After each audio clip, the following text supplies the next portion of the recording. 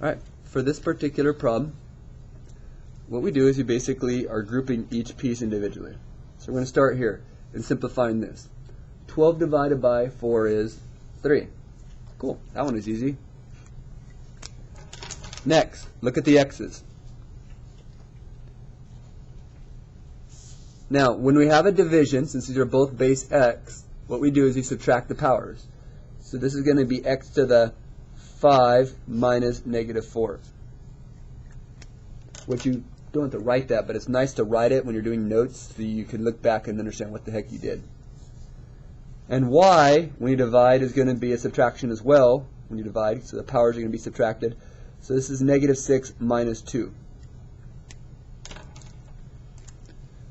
So we now have the 3 stays. 5 minus a negative 4 is actually plus, so that's 9.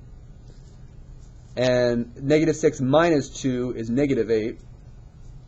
Now, are we supposed to have negative powers? No.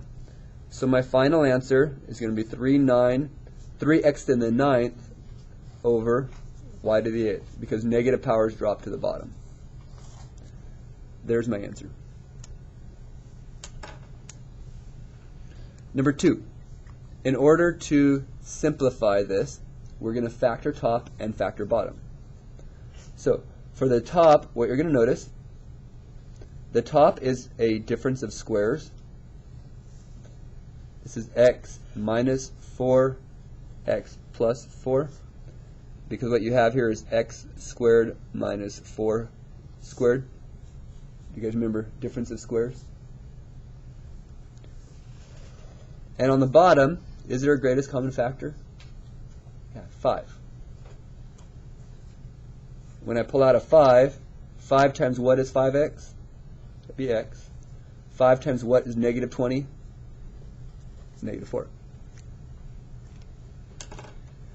Does anything cancel? Yeah. Don't those cancel? Giving you x plus 4 divided by 5. You cannot cancel anything anymore. This is it. You can't cancel. When there's a plus, you can't cancel like the 5 with the top. Alright, number 3. Division, when you have fractions, what you do is you change it to multiplication. So rewrite the first one. I'm going to change this to multiplication, and you flip the second one.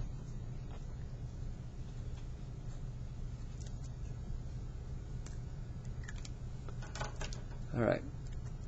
Now, we could diagonally cancel and so forth, and I'm going to do that with the numbers, but I'm not going to try diagonally cancel the x's. That could be a little confusing at first. But doesn't 30 cancel with 3? And doesn't that leave you a 10 and a 1? And then doesn't 5 cancel with this 10? Leaving you 2 and 1?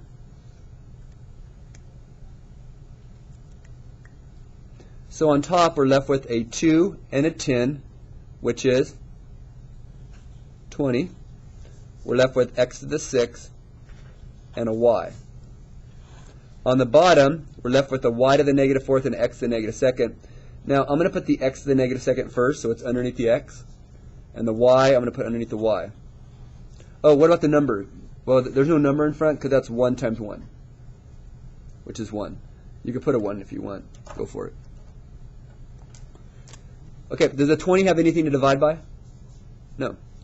So that 20 is good to go. This problem looks a lot like the first one, by the way. What's 6 minus a negative 2? Would be 8. And for this one, that's a 1. There's no power, it's a 1. 1 minus a negative 4 is a positive 5. Now, do we have any negative powers? No. So my answer is simply that.